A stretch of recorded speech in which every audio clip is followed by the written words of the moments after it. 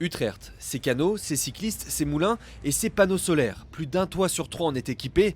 Une énergie intermittente qui peut mettre le réseau électrique en difficulté lors des pics de demande. Une solution, ces voitures électriques, des Renault R5 partagées, équipées de la technologie Vehicle to Grid, des véhicules au réseau.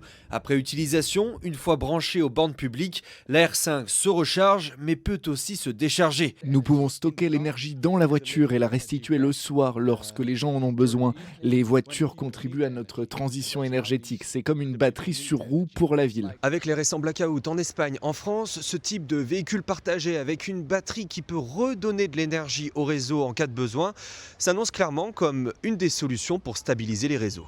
Pour optimiser au mieux cette technologie bidirectionnelle, rien de tel que l'intelligence artificielle. On dit à l'IA, ok, il faut que ce soit logique. Quand le prix est élevé, on ne charge pas, ou seulement s'il y a une nouvelle réservation dans l'heure.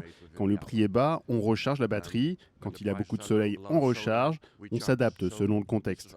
Déjà 50 voitures partagées déployées dans la ville, 10 fois plus dans quelques mois avec d'autres modèles comme la R4 ou la Renault Mégane.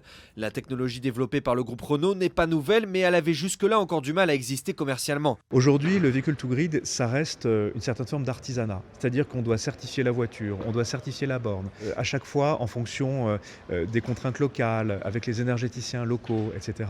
Donc l'enjeu pour nous, c'est de faire évoluer le cadre réglementaire pour qu'il y ait plus de standardisation, pour qu'il y ait une normalisation, pour qu'on puisse accélérer le déploiement de cette technologie. Renault qui mise aussi beaucoup sur la démocratisation de cette technologie chez les particuliers. Toute énergie est bonne à prendre, même celle qui dort dans votre voiture.